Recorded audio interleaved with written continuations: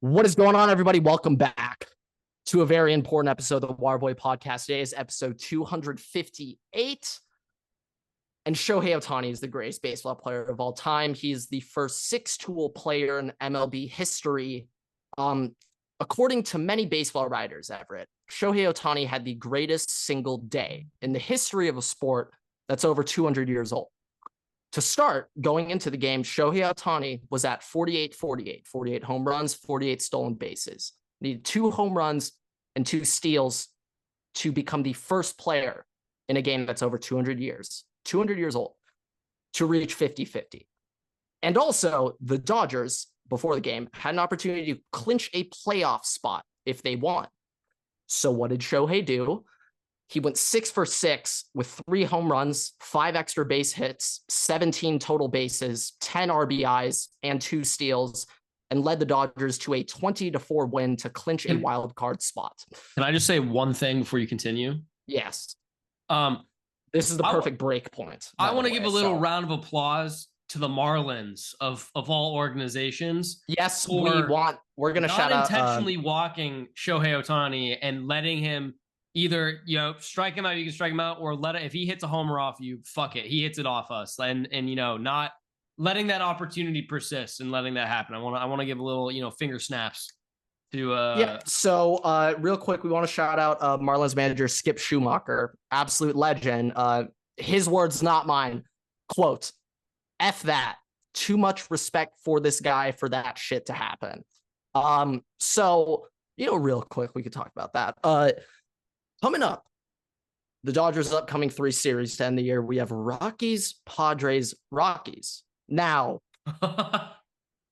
I'm not sure where those series are, but if that first Rockies series was in Colorado, it would have essentially been, well, actually, no, that is in LA. Okay, I take that back.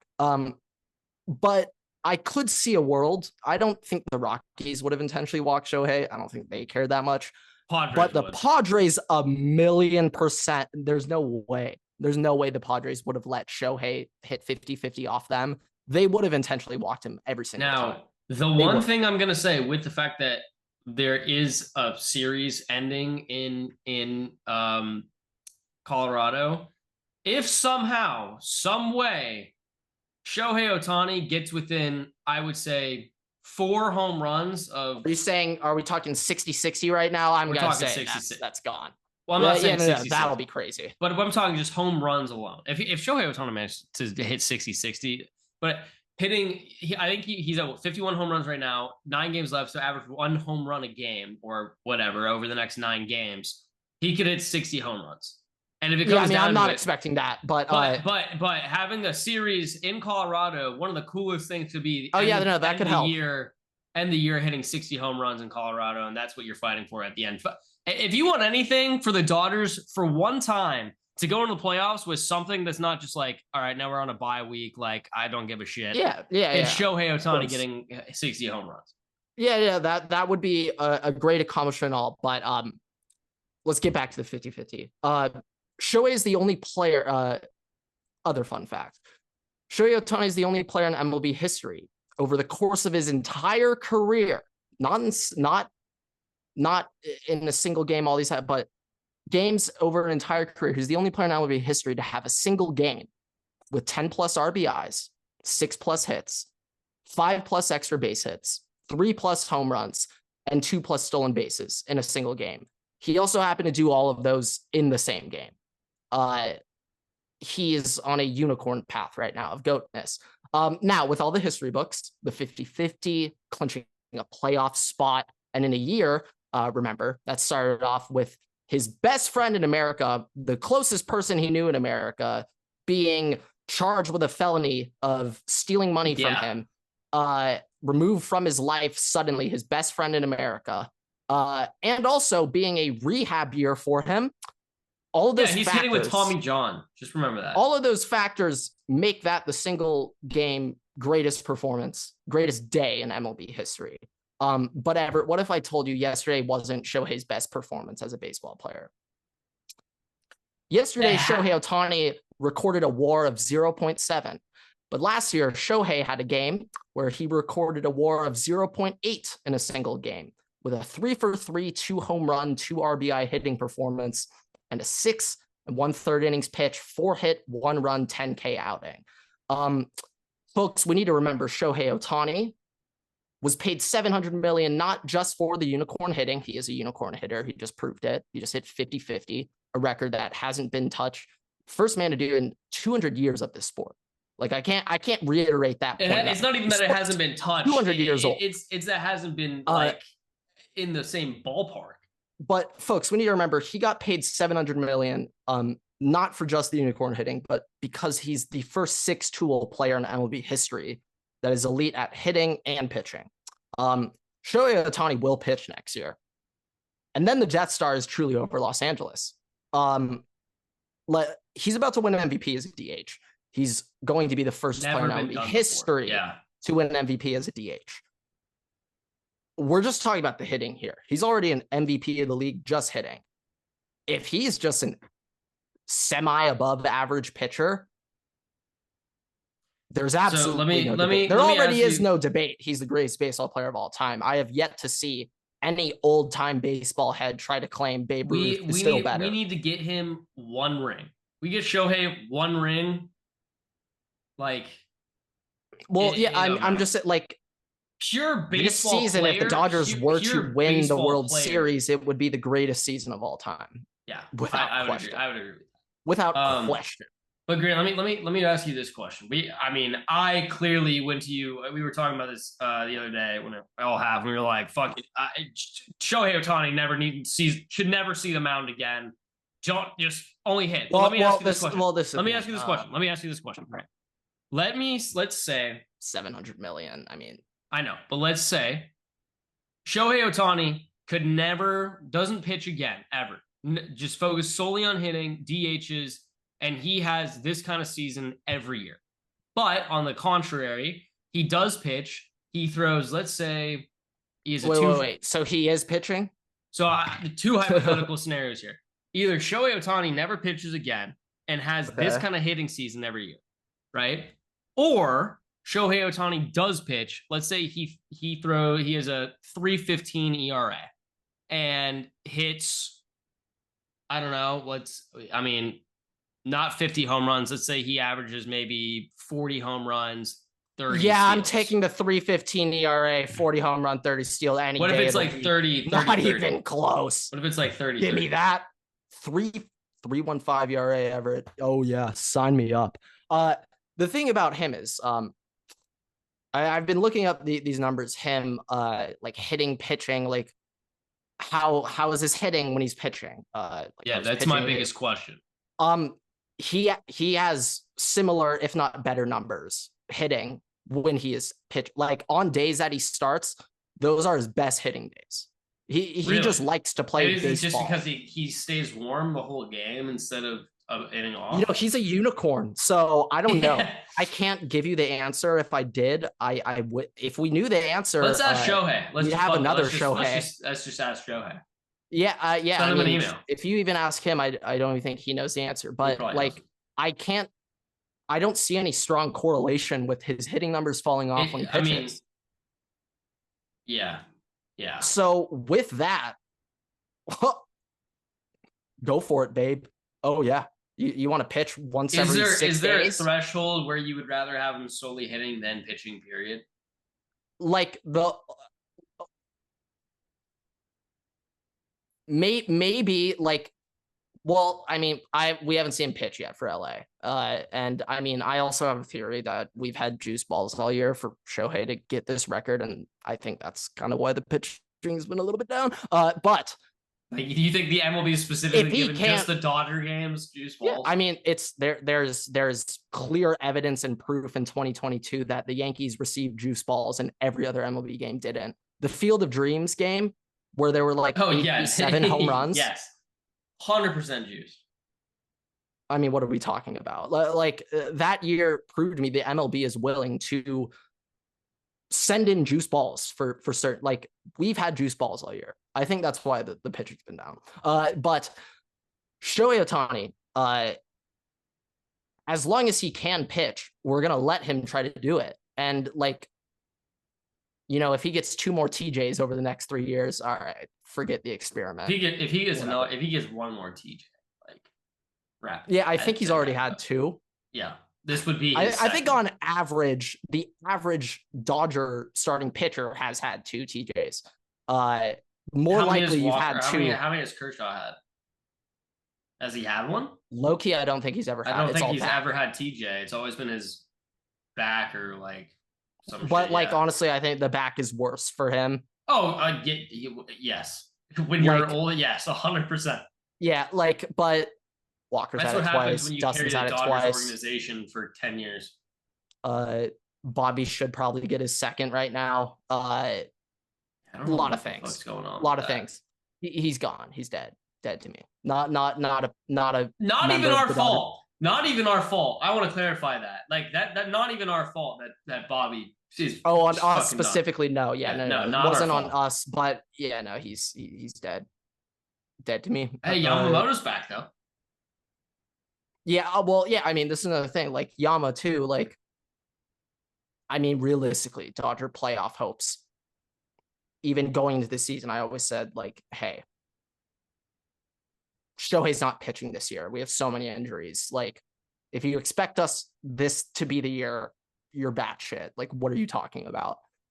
But it's like moving forward, 2025, full 3-headed, 4-headed monster at the top of the lineup, fully healthy Shohei, Yama healthy. I mean, my thing about next year is I don't think Glasnow should start pitching until July. Tyler Glasnow has demonstrated that he is incapable of surpassing 130 innings in a year. So this is why burn through those 130 right? At the start? Right now it's either second highest or highest in his career. Don't let him start till July. He can't get through a full season. We need him to be pitching in October. On top of that, you need to get the actual bullpen fixed up first before we even get to that point. Well, this is the thing, people, the bullpen is pretty atrocious right now, but Brewstar's still. I don't want to spend money on that. Brewstar's he's here. He's back. He's back. I just couldn't remember when he came back. He came back and got hurt again. I couldn't remember if he was back already or not. He's up. He's dealing. Like I'd say, real quick off-season moves. God, that Kopech trade, what a deal, Friedman. Oh boy, I remember when that happened. I was sitting there staring at the advanced stats, just like, he's gonna turn it around here. It's a little different when you're the reliever, you're the main setup guy in Chicago, and every situation you come into is extremely high leverage and you need to get outs. Like Kopech's average reliever appearance in Chicago, he's probably entering games 0 outs, bases loaded. Like, yeah, he's put in a position to fail in Chicago. In LA, it's different. When you enter clean innings, you get to start an inning. Yeah, like it's way different. But like, I am totally okay with not going overboard spending on the offseason deadline acquisitions. Well, guys are going to come back. The league at other guys. I mean, yeah. Kopech seems like the best reliever that you could have acquired this offseason. So we did hit there. But yeah, playoff expectations, like, I'm going to be beyond pissed off when we get bounced in the first round. But it's always next year. There's always next year. There's absolutely no excuses. I'd still be pissed this year. I mean, yeah, I mean, every year. I know they have. I mean, last year I was calling for and we don't have the Braves. Like last year, I was calling for Dave Roberts to be fired. If they lose this year, I can't voice my opinion anymore than what I said last year, because I think this year is even more set up than last year was to win. And I would say starting at the year, knowing the Acuna's out, Strider's out, I had very high hopes. But like, San Diego's been pretty damn good this year. A little over expectations. Didn't think they were going to be as good. that's a series where I think, depending on how the Rockies go, we may only need to win one against the Padres to clinch the division. And if that happens, I could see us taking the foot off the gas yet again going into the playoffs. Hopefully not. We'll see. But yeah, that's your Dodger baseball breakdown. Shohei Ohtani is the greatest baseball player of all time. I would say will be the last time we address it until October starts, which is when maybe. Like, I would say right now, if I'm gonna rank my him rankings, like who's the most him on earth, I would say number one's Chalamet. I'll give it to Chalamet. Number two is Ohtani. I mean, what are we talking about? Like, he is the greatest athlete in a sport, the oldest sport in American sports history, a sport that's 200 years old. Yeah, I mean, if like last night, my old head dad was sitting there telling me, like, yeah, I mean, like, could you imagine if Shohei Ohtani played like in the 20s against Babe Ruth? They would ban him and hang him for witchcraft. It literally burned at the stake. It's crazy when my dad, who one doesn't follow sports explicitly close, but two is a Twins fan, is texting me saying, "Did you see what Shohei Ohtani was doing tonight? Like, holy crap!" I'm like, I'm very aware what Shohei Ohtani is doing. Like, but like that's the extent to what it is. Like, you're getting people who would have no context at all about it, being like, oh my god, like, and I would say, like, crazy. I don't even understand the magnitude of 50-50 really. Like, I mean, the 40-40 club started kind of like with steroid era. I'm pretty sure, Canseco started the club. Like, yes, he did. Got it going there, but 50-50 is truly unheard of. He probably will be the only player of all time to ever get those. I don't know. Bobby Witt could hit that. I'll take that one back. What did Acuna do last year? Like 43 home runs and like 75 steals. I feel like Acuna might be. Well, actually, after this, the home runs will be hard for him.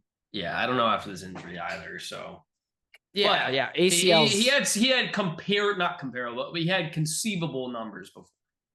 Oh yeah, no, like Acuna and Witt certainly capable of doing it. But to actually get to 50-50 is another story.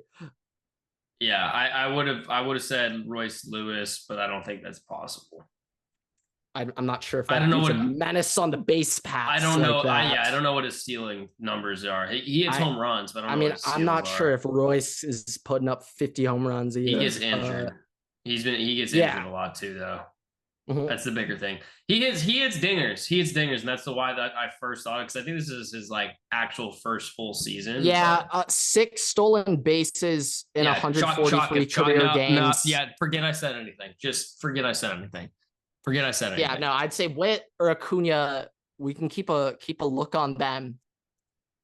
Those are the only two I'd say. Maybe Acuna. Man, if you send it back to Bomba Squad, we had this going right now. You would have said Byron Buxton that year, or like if that he kept doing that shit, but not possible. It's not possible. I mean, my thing with Buxton is that it's just the average is so low. He doesn't hit home runs anymore, and he's out for 3/4 of the season every year. Yeah, not a recipe for success. No. But anyways, that was the Ohtani glaze. Gotta have it.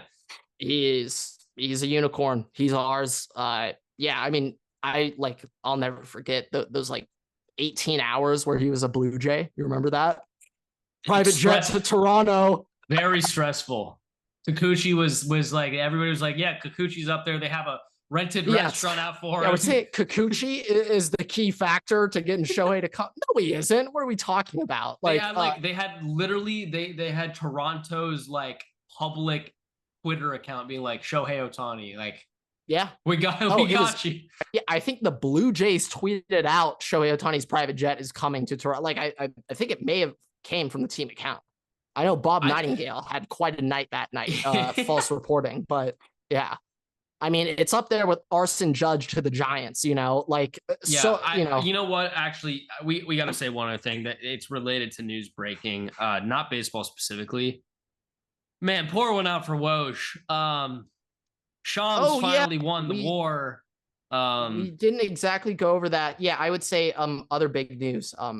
I don't exactly know when it's expiring, but Shams' contract is This year. coming up soon. No, this year. It's done this year. He may, he may be commanding a lot of bids. He may get some high bids. It's a market reset. Yeah, no. Truly, we are going under a market reset right here. Let's see. Is Shams going to pull off the impossible? It expires. Get a 9-figure deal. Yes. I honestly, can he get a 9-figure deal? Because Shams doesn't just solely report NBA, like that's his sport, obviously, but he will sometimes. He dabbles in like he dabbles in draft. NFL he will leak a couple. It's like, dude, you're not your lane. What the fuck? Get out. I turn notifications off for Schefter, not you, dude. I mean, my favorite to this day, my favorite of all time is when Shams broke Donald Trump had COVID. I was like, dude, what even is this? Like, I was just like, I don't even know. I literally have no idea what's going on. It honestly might be 9-figure. It could be. I mean, shit. I think. I don't know. Let me check what Brady just got, because I mean he's not getting a Brady contract. I just want to know how much they're. I'm gonna be honest. It might be more. Tom Brady signed a $375 million contract over 10 years, Everett. Oh, I didn't realize that. Yeah, no wonder he's not playing football. Yeah, I get it, man. Hey, you can't. He's going to improve. He's going to get better as a commentator. Okay, he will get better. It's Tom Brady, folks. You're just gonna have to give him a little bit of time. Give him a little bit of time. I don't think Shams getting that kind of contract, but it's gonna be like 4 years. 75. Like, think about he literally got a Yamamoto. He got more than Yama. Think about, though, like how much these GMs for schools are getting, like 60 mil or whatever. Shams probably will get more than that. GMs for like the shit for Bama. The Bama GM got like a $60 million contract or whatever. No. He got $2.5 million over 3 years. Oh, maybe it was 6. I don't fucking know where substantially I got that. Different. Definitely different. GMs are not college GMs are not getting $65 million. I saw something. If so, I am open to network. You turn your LinkedIn on to open to work. No, I don't know where I got that figure from. I thought it was maybe it was not school related. It might have been a different. It might have been a professional job somewhere. But if that's. That would be crazy. But I think Shams probably is gonna get like. If you told me 100 mil 10 years, I'd be like, a little underpaid. Could have got a little more. I think it's gonna end up being like, it's gonna be like a 4 or 5 year contract. I doubt it's gonna be like. Yeah, I mean, just low in terms of just Twitter reach. He's monopolized the whole. Yeah, he's the only market. Yeah, he is quite literally the NBA news. He is the market. It's just him. Yeah. Him and NBA Central. So yeah, we'll see who wins the next war. They're on the up. They're on the up. It could be us. Yeah, it could be us. Yeah, that of course sports. That making a little bit of a rerun right now. Back on the come up. Kind of making a little bit of a career revival right now. But on to football. On to football. Do you want to break the news to the fans, or do you want me to? Did we discuss the news? I'll break it. You break the news. I'm not sure what news you're referring to. Yeah, Grant and I had a historically poor performance entering our week 1 in quotations of games for our competition this year. Grant and I both went 7-9 last week. We're at a tie. This is abnormal for us, for the Water Boys. Typically, I'm blowing Grant out at the moment, but this is not a good look for me. This is standard for you, not standard for me. Yeah, so this is the thing, like usually I start off slow, you start off hot, and it flips throughout the year. Can you promise the Waterboy faithful that you're going to reverse what you do and you're going to improve? I'm gonna do the inverse. Can you of Cliff guarantee Kingsbury. that? I'm gonna do the Cliff Kingsbury, where yes. he. Yeah. Can you guarantee that to the Waterboy faithful? Can you? I mean, I have to. I'm not gonna make a promise of eating dog shit out of a cup if I don't. Yeah, but I. And by the way, the other dude, a burrito in his ass if K-State loses this week is the other thing. Like his words. I'm only quoting him. That's exactly what he stated. Okay, that's what he said. His words, not yours. Yeah, no. But 3-2 Knowles. Who do you think you are? In this day and age, you think you can make a promise like that on Twitter, and you think you can get away? Yeah. I expect Mike Norvell to be giving him a personal phone call pretty soon to revive the program. And now he's cheering. I don't remember who they play this week, but he's cheering against FSU. I couldn't tell you who FSU plays. I know Florida plays Mississippi State in the official close your eyes, do not watch game of the week. Stay away. Don't even think about the Gators versus the Bulldogs. You do not want to think about that. But yeah, NFL. All right, time to make the picks. We missed Thursday night, but we both picked Jets. Yeah, we both. Yeah. I'm honestly okay giving both of us a win, but we're not going to do that. We're going to keep the records low, have the games mean more down the line. Yeah, I mean the game either way, it would be 1 point either way for both of us, so it's not like it's yeah. I will say one thing to point out, Everett. I think it might be the first time in NFL history, or the first time in a long time, that for the first 2 weeks, the teams with the largest spread odds lost. So all survivor pools are dead across the country. Survivor pools are beyond gone at this point. But early season, a lot of things about these teams we don't exactly know. Early season is very tough. I hope you guys, if you're in a survivor pool, got your Saints game out of the way already, because it's gonna get spooky. Yeah, like that's a team where they'll have those hype first couple of weeks, and I expect them to even out and beat the Saints. Like I do think a 10-7 year and in that division, yeah, very, very doable. So, I'm not saying they're dead. Definitely my under 6.5 win total prediction. Very not dead. There, yeah. Not there. Yeah. You know what? I will say the picks today. Okay. I will go first. I'll go first. So early slate, we got Giants at Browns, Packers at Titans, Malik Willis revenge game. What?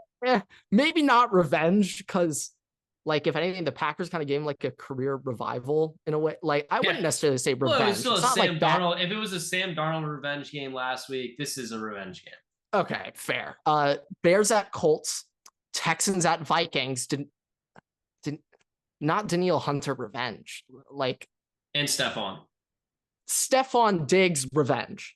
Danielle Hunter revenge. If anything, Vikings want more revenge towards Danielle. Does it count as a revenge game if Stephon already had his revenge game on the Bills? No, then it doesn't. First game back in Minnesota. Which, by the way, I'm going to say, if anybody boosts... Yeah, I expect a warm welcome. If anybody boosts he deserves Stephon, a warm welcome. We will have a problem. Like, we have a problem if he gets booed. Let's just start and finish the conversation. I'll say it's after the picks, but that clip of him with CJ brought a tear to my eye. We also need to break down Caleb and CJ's post-game meeting. Eagles at Saints, Chargers at Steelers, Broncos at Bucks. Afternoon slate, Panthers at Raiders. Close your eyes, run away. Dolphins at Seahawks, Ravens at Cowboys, 49ers at Rams, Lions at Cardinals. Sunday night, Chiefs at Falcons. And we got a double header on Monday night, Everett, which I don't understand. I hate that. Jags at Bills and Commanders at Bengals. Two of the worst football games you could possibly think of for this week. But I'll go first on the picks. Browns, Packers, Bears. I hate the Bears pick, but I'm picking Bears. Vikings, Saints, Chargers, Bucks, Raiders, Dolphins, Ravens, which I hate that. The Ravens, Cowboys. I'm just picking Ravens because I just can't see them being 0-3, which is not a good way to think about it, but that's why I picked them. Niners, Cardinals, Chiefs, Bills, and Bengals. Okay. This could be our make or break week, Grant. This is a divisive. Some differentials here. Divisive. Good. Good. Vikings. Just gonna get that one out of the way. Browns, Packers, Colts. I don't know if you saw the Colts fan video. He sings their song, a hype song every week for the Colts. He brought in cheerleaders this week. It's wrapped. It's wrapped. Eagles. Yeah, that offsets and more the DeForest Buckner IR. That offsets it and some. Shit. Eagles, Chargers. That's a vibes pick. I love it. Bucks, Raiders, Seahawks, Ravens, Niners, Lions. Cardinals are the vibe pick though. Chiefs, Jaguars, and Bengals. Okay. I want to start Jaguars Bills because this is my take. Okay. The Jaguars upcoming schedule. So they have to go to Buffalo this week. Yep. And then let me pull up their game next week real quick. Sorry. And then the week after, Jacksonville goes to Houston. Everett, if the Jaguars lose these next 2 games, they will be on a 9-game losing streak, including the end of last season. Everett, hot seat. How hot is Doug Peterson's seat if he loses these next 2 games?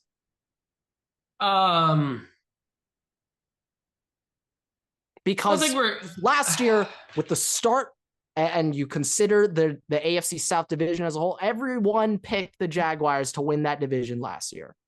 Everybody picked the Jags. They had a great start. Like at one point, they were like 7-2 or 8-3. Crazy start. And then the wheels just fell off. Now, also important to note, Doug Peterson, he had that great comeback win over my team, but that's a Brandon Staley loss, not a Doug Peterson win. That's not a reason to put Doug on the pedestal. Let's just confirms how awful Brandon Staley is as a head coach. His seat is it's not like you just took the soup off the stove. It's been sitting out for a minute. It's you could dip your finger in and it feels a little warm. Right. It's not like you've been running a bath. Okay. Like the bathtub has been sitting there with the water for a little bit. It's not, the water hasn't been running it. Right. It's cooled off. Okay. But if he loses these next 2 games, the faucet's turned on. Okay. You got some warm water coming back in. If they end up missing the playoffs this year, we're in a sauna. Like, the room's steamed up. All right. So these next 3 games are very tough for Jacksonville. Going to Buffalo, going to Houston, and then they got at home against Colts. So they got 2 big divisional matchups. He 0-5, he's gone. They need. I don't think they're gonna fire him mid-season, no matter what. But I think that if they start 0-5, canned at the end of the year. If they have a negative record, canned at the end of the year. I doubt that's going to be the case. But the biggest thing is, they brought him in because they needed stability with a quarterback that was new to the NFL. And now Trevor Lawrence hasn't shown much signs of improvement. Now Trevor Lawrence this is what, his 4th season, right? 4 or 5. Yeah. 4th season. So it's not like they need that guy right now. Like, they need an offensive minded guru kind of guy to come in, like get their KOC, get their Mike McDaniel, get their whatever. So if the promise that it seemed to be going with Doug Peterson when they made the playoffs that first year, it hasn't come to fruition. They've gone 2 steps backwards then instead of 2 steps forward. So I think if they miss the playoffs this year, either way, he's going to be on the out.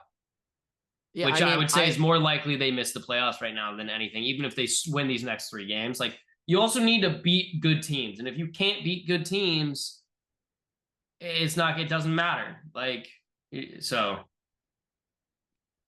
Yeah, I'd say that game, I like the Bills. They are 5-point favorites. So Now, there's that the one thing that you told me earlier this week that I both of these teams right now are kind of a vibe pick for me for whatever reason. Mm-hmm. But the one thing that you told me with the Jaguars specifically and Trayvon Walker specifically, I like that versus the Bills. All right. I like that. So here, let me pull it up real quick. Pass rush win rate, my favorite thing to check.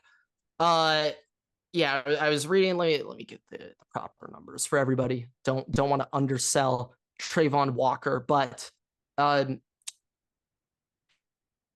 No, that's pass rush. We gotta go run. My bad, everybody. Okay, on edge rushes. So far through 2 games, Trayvon Walker is 4th in the NFL in run stop win rate at 39%. 3 players are tied at first at 42%, so not a large gap in terms of run stop win rate. But where the gap really is that the top 3 players have double team rates of 12%, 0%, and 13%. Trayvon Walker leads the NFL in double team rate at 25%. So that is interesting. Trayvon Walker is a bit of a problem when it comes to the run game. Now, pass rush, I don't think he ranks. Yeah, he does not rank on the pass rush, but the pass rush rankings are full of just absolute animals. Like, you for reference, on the pass rush win rate as of right now in the season, Micah Parsons is not in the top 20. That's crancy. So kind of going with my take I've been saying for a while. Do we want to say Micah Parsons is a system defensive edge? No. But like, I would say, well, okay, a little wider NFL discussion. This week, everyone's talking about 2 high safeties. Mel Kiper had maybe the most moronic take in the history of sports, saying that he believes 2 high safety coverages should be banned. Yeah, I did see that.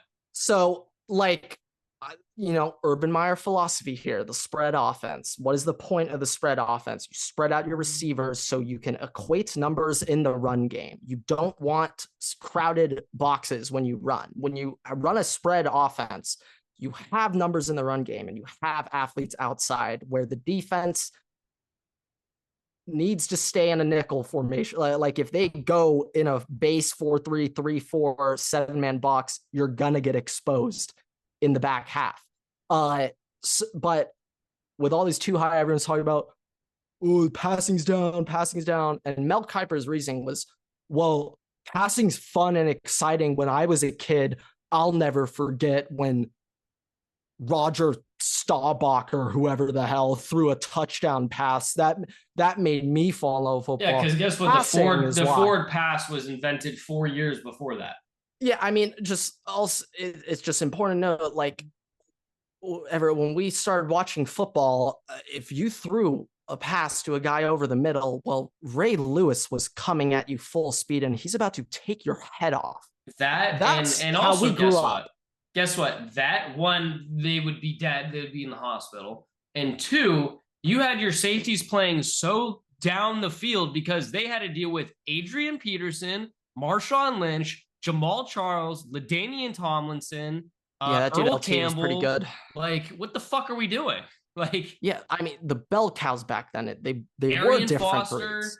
Yeah, yes, we will always respect Arian on this podcast. Frank Gore. Like, Jesus Christ. I mean, we can actually John go Alexander. on for another 30 minutes, but let's not waste everyone's time. We all know how that was. But like, the 2 I say thing, like, to me, the reason why passing isn't working right now and teams aren't running, they're running more, but not really efficiently. It's because I'm going to explain this somewhat as natural selection and science. Okay. When the NFL 10 years ago started banning hits over the middle, started calling flags on jersey tugs for PIs and like shifted all these rules to favor the offense, defensive coordinators, instead of, coming up with like brand new schemes they have come schemes to stop it. You now just need significantly more athletic players because the defenders are at such a disadvantage.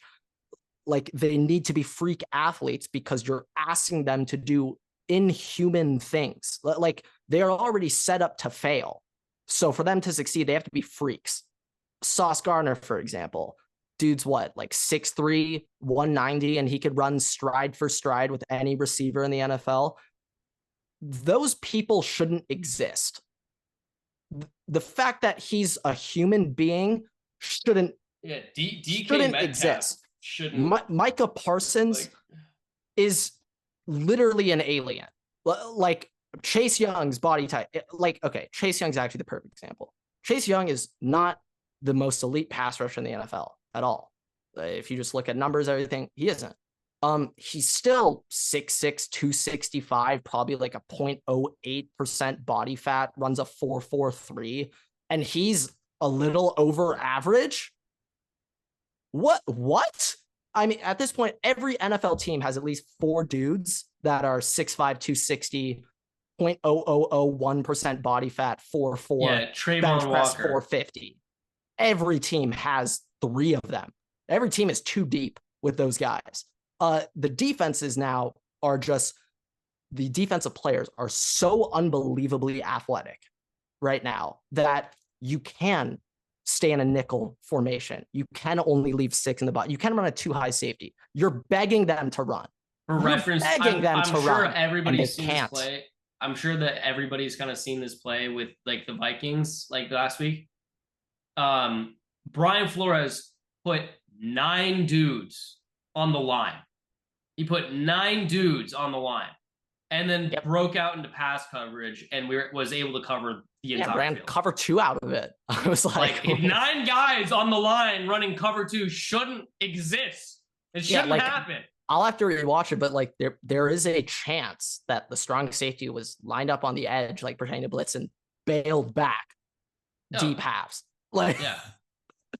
Maybe it was like, it could have been like 7 guys on the line and they had 4 out. I don't know. Yeah, it's absolutely crazy. But like this whole passing is not working. It's like, like teams are running too high defenses. Pre-snap, you're in a position to fail if you throw.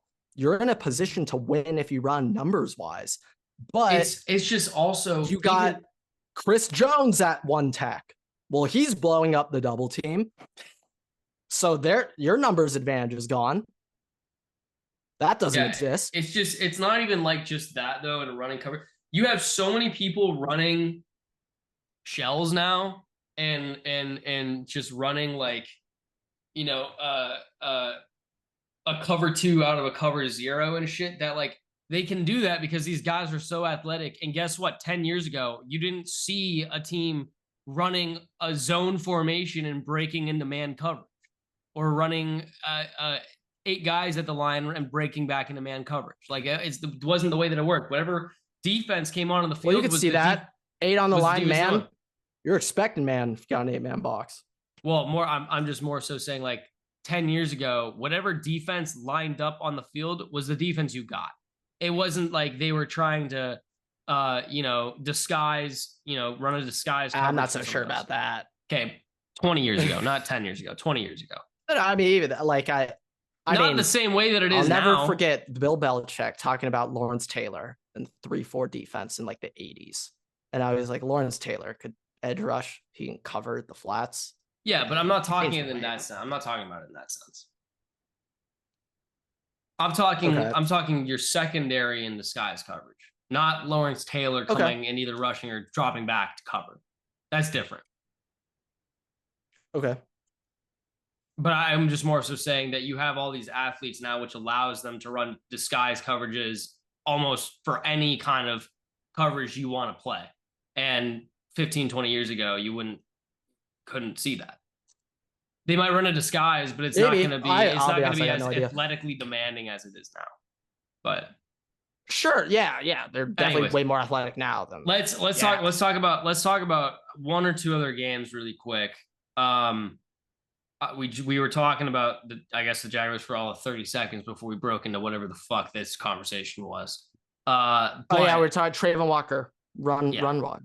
The other I like the Lions Cardinals game. I want to talk about that one. And the other game that I want to talk about, Grant, is Eagles. Did you have Cowboys or Ravens also? We don't need to go over that, but Ravens. Yeah, Cowboys gonna win that. We jinxed them. That's on us. But okay. but I want to go over Lions Cardinals and I want to go over Eagles and Saints. All right, Lions Cardinals is very, very interesting to me because you were telling me this earlier. The Lions offense hasn't looked at that spectacular so far. Jared Goff hasn't necessarily looked great himself. I would also say though that Detroit, they've on defense, Hutch had a crazy game last week. He did, but I'd still say their defense pretty stout. I was gonna say something, but nah, I think they're good on defense. Arizona though, I do want to say that last week I was rewatching a couple of things Kyler was doing, and oh my god, Kyler Murray is crazy right now. He is unreal. Marv has also been freed. He has been unleashed. But like one thing specifically about Arizona that's really stuck out to me, I was watching a clip of this. A big focus for them this year is running the ball and being able to run the ball effectively. They've run a shit ton of 13 personnel first couple of weeks, 3 tight ends on the field. And like usually when I think 3 tight ends on the field, you have more guys on the line of scrimmage. You're forcing the D linemen to space out. I think you want to run outside zone schemes. You want to run stretch plays, get outside running plays. You have wider lanes. You have more blockers on the line of scrimmage. But the Arizona Cardinals use 13 personnel for their inside run game. With 13 personnel, you're spacing out the D tackles. You got one man in the one tech, and that other guy is in like a 3. He's in like a 3-eye shade, so like a little bit outside in that 3 or B gap. With that spacing, the double team you can get on that nose, it's unreal. The Arizona run game, inside run game, is crazy, and that to me is going to be critical in this game. How are the Lions going to defend the run game? But also, 13 personnel, 12 personnel. Well, let's talk 13 first. The 2 best receivers, pass catchers on Arizona is Trey McBride and Marv. So 13 personnel doesn't necessarily mean run. Like 13 personnel for them is one of their best passing formations. So you need to respect the pass as well. They're begging you to stuff the box on 13. They're begging you, stop our run. We're telling you, we want to run it. And then Marv's down. Then Marv's open downfield. And then McBride can get open over the middle. My one thing with Marv, though, is he did only... it could have just been the fact that he got game planned out because it wasn't necessary, but he did only get four catches. I did hear in the first game he was banged up in practice that week. And like the first game was a slight pass. The second game, I am with you. Like it wasn't like a 9-catch performance dominant throughout the game. Very, very minimal. Did great with his targets, and obviously I will say at a certain point they didn't need to throw it anymore. But yeah, I will say one thing about Marv that I really liked seeing out of him. I believe the first touchdown, it was standard play. Kyler was still in the pocket, but the second touchdown, that was a broken play. Kyler was scrambling. Marv quickly turned, saw the open space, got there. Kyler found him. Marv's playing complementary football to Kyler. He's going to need to break off his routes and freestyle a little bit out there. Like that's how Kyler plays. Kyler can do that. So you're going to need to be thinking, extending plays, helping Kyler out. Now, I thoroughly that's why I said the Cardinals are a vibe pick is really just because of that and that kind of relationship that was kind of on scene last week. The only thing I want to say about the Lions, because I want to get this next game, and I'm assuming you want to say something about college football. I think they need to get a win. Like last week, they lost to the Bucs by 4. Like the Vikings. That's why I'm picking Ravens. I'm like, there's no way they're gonna be 0-3 to start the year. Like I don't like that logic. I can't see the Lions being 1-2. Oh yeah, no, I can't. I also think just on paper, even though the Cardinals played really well last week and Kyler's playing amazing and will probably make plays defensively, the Lions have the potential to blow them the fuck out of the water, like their offense versus Cardinals defense. So it's just, on pure paper, the Lions are a much better team, but paper doesn't always matter on Sunday. But one other thing real quick before we just quickly touch on Eagles Saints. The 49ers Rams game is just, it's being played in Mount Sinai Hospital. It's Cedar bad. Sinai, yes. Cedar Sinai. It is. Nick Bosa's questionable. Deebo Samuel is out. Christian McCaffrey is out. Ricky Pearsall is out. And George Kittle is doubtful right now, most likely not going to play. Not to mention the Rams have, I don't know, 79 IR players right now. Might be the most players I've ever seen on IR at one period of time. Yeah, I've like never seen that many in my life. Like, and also like important to note, like as a man who had Cup last year in Dynasty, tracking it closely, like he avoided IR, which makes me very confident he will be back in like 2 weeks or so. Like for me, like the Rams, like they won't toss you on IR unless you do have an injury, and they have like 7 guys on there right now. So those are serious injuries. Their entire like left side of the line though is like out. Like their left tackle, backup left guard, starting left guard, second string left guard, all out. Yeah, I'm pretty sure left tackle, left guard, and center all out. Yeah. So it'll be interesting. But Eagles Saints, Grant, I think that the Eagles. You went EAGLES Eagles? Yeah, unfortunately. I'm not proud of my decision, but okay. I need to do it. Help me on this.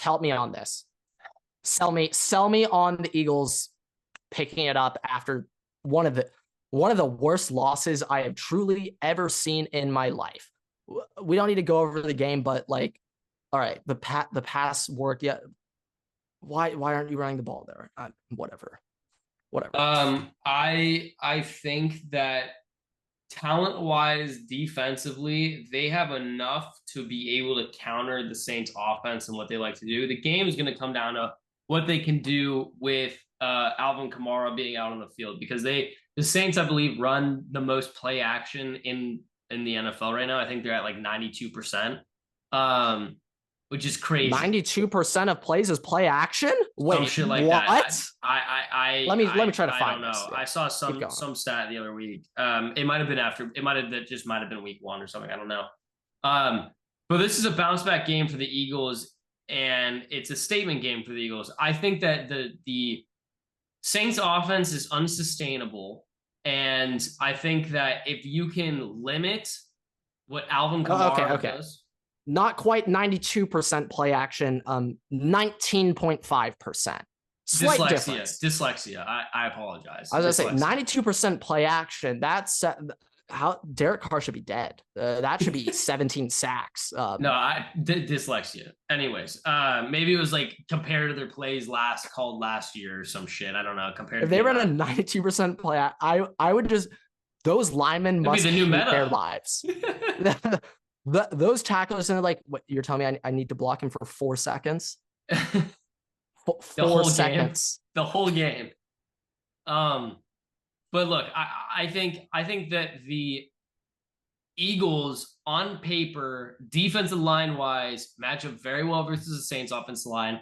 If Devin White figures out whatever the fuck was going wrong with him and can, cover Kamara this game, good there, and it comes down to the secondary. I think that's going to be tough to do. I have heard from the grapevine, Devin White not only is he washed now, but he's been washed. I didn't quite realize this. I'll put a finger up, everybody. That's on me. But according to legendary Eagles fan, shout out Philly Mays, Max, he was going through the Eagles position by position. What could be good, what could be bad. And he deduced on defense, the one position group that might be aight is the linebackers, but he said probably not.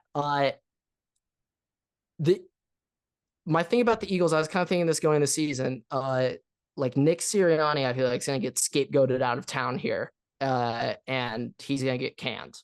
And I think new coach will help out the Eagles, but I think right now there's just a lot of flaws on the Eagles. I don't disagree with that. I do really agree with that. But I do think that there is a honeymoon. I'm buying into the Kubiak hype. There's a honeymoon kind of phase here going on with the Saints and with the offense, and I think that it is covering a lot of holes potentially that there is on the Saints. And you know, the Saints are 2-0, right? But let's they played a Panthers team that is the worst team possibly that we've 100%. Seen in the 21st century, and played a Cowboys team that's defense doesn't know its head from its own ass. Like Dan Quinn, what he was doing there compared to whatever play calling shit has been going on for the Cowboys in a new system, 180, completely different. So I don't think other than the playoff game last year. But that even feeds into my point, like ass. So yes. So I don't think that the Saints have played a competent defense yet, and we have yet to see. I could be wrong about this. I'm not sure if the Eagles are competent. I could be wrong. Like I'm about to say, I could be wrong about this. I am hoping that with Vic Fangio calling the defense is week 3, they figure it out, they counter it, right, and the defense steps up. Okay, because still we're able to beat the Packers, anyways. But you know, with the Saints, I think the moment, if it's the Eagles or somebody else, the time that they play a competent team with a competent defense, all bets are off. I think that is when it's going out the window. And that's really based on my experience with Kubiak in Minnesota, and with my experience watching Saints and that offense. But look, like they play the Chiefs in 2 weeks. Between now, the Eagles, Falcons, Chiefs. Once they play the Chiefs, it goes downhill. They play Chiefs, then the Bucks. Both could be losses. Chargers, with the way that you guys are playing right now, could be a loss. Panthers, again, who gives a fuck? They play the Browns, loss. Like they have a good chance of making the playoffs. I'm not saying that they don't, but I am saying when they play a team that actually knows how to run a defense, it might get tough. Yeah, I'd say, hey, you know what? Actually, we can end NFL off on this. Let's real quick on worst division. You know, I was thinking we were kind of thinking NFC South going into the year. We were thinking that the Saints, Bucks, Panthers. Shit, I'm blanking. Give me the last one. NFC South. Falcons.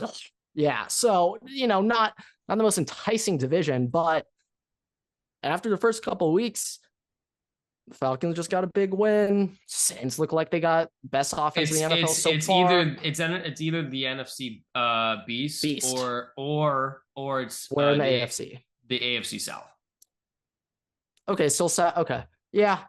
I don't know what I mean. Unless you want to say the AFC North. The AFC North is pretty fucking bad right now. Yeah, but at the end of the year, I expect it to level out. Steelers don't have an offense. Bengals have lost every game. So is the Ravens. The close your eyes game of the week will be Chargers Steelers. Like, you don't want to watch a Big Ten football game. Trust me, you don't want to watch that one, folks.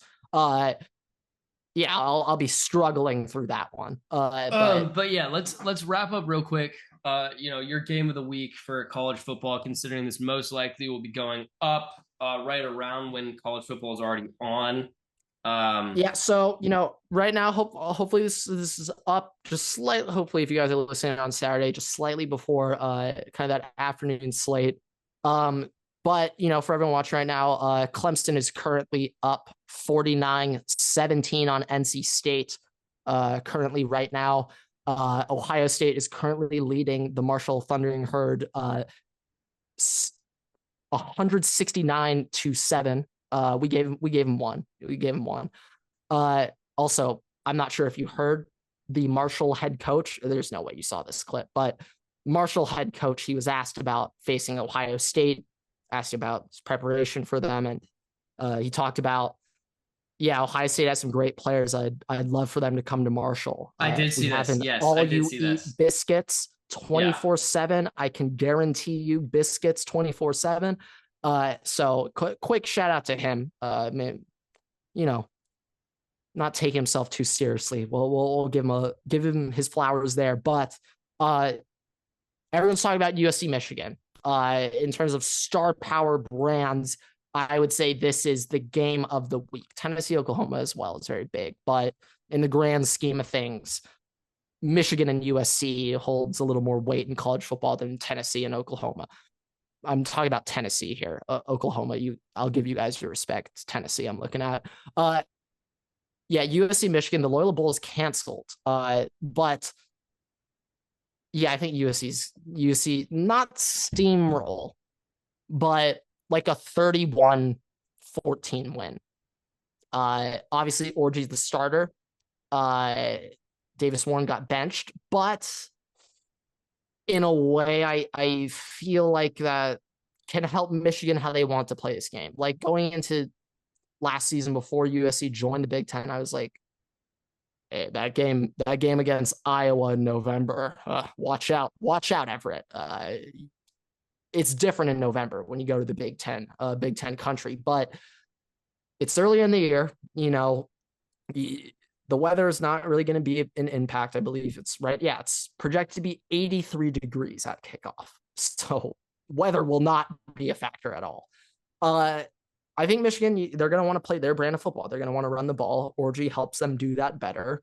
And I think a key of this game is USC's front seven needs to be great. If they're not great, that's how they can lose. In my opinion, USC, the front seven, they like to hit. They like to tackle. They're physical.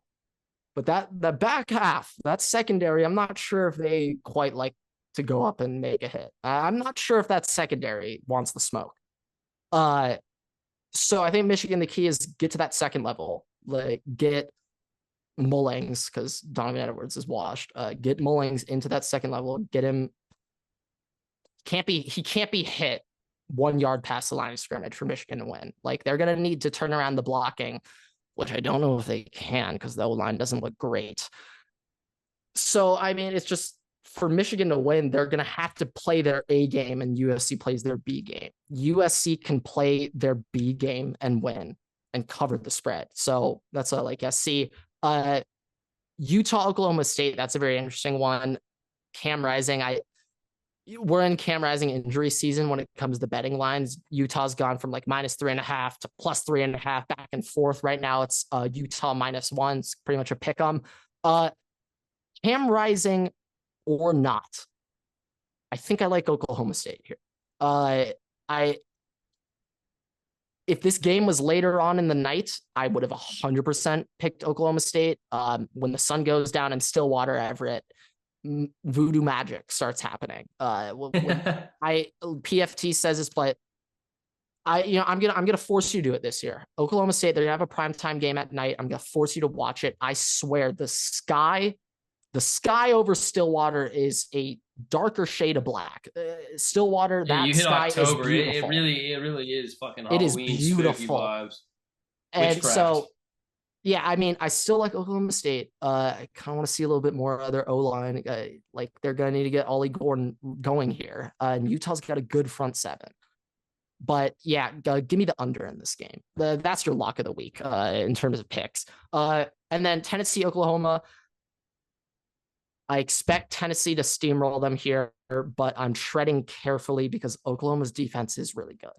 They do have a really good defense. And Tennessee hasn't faced anything like Oklahoma's defense so far. I mean, fair. Oklahoma's offense, though. Jackson Arnold It's not very great. Fair, So but I mean, we put up 19, should have been more points on Oklahoma last week. Like if we're putting up 19, Tennessee's gonna okay, Tennessee's gonna do a number. And yeah, it's gonna be yeah. It's just my concerns though. A lot of storylines involved. Of course, Josh Heupel, former Oklahoma quarterback, Brent Venables, current Oklahoma head coach. He was the DC of Oklahoma when Heupel was quarterback there, so they know each other very well. Josh Heupel, he hasn't exactly said it, but he wants to smack down Oklahoma more than anything. This is Heupel's game of the year. He's had this circle on the calendar all year. Like if Heupel's been cooking, the pot will be steaming for this one. We'll see. We'll see what they cook up. But yeah, Tennessee, the 7.5 spread, 7 point spread's a little big. But yeah, I like Tennessee still.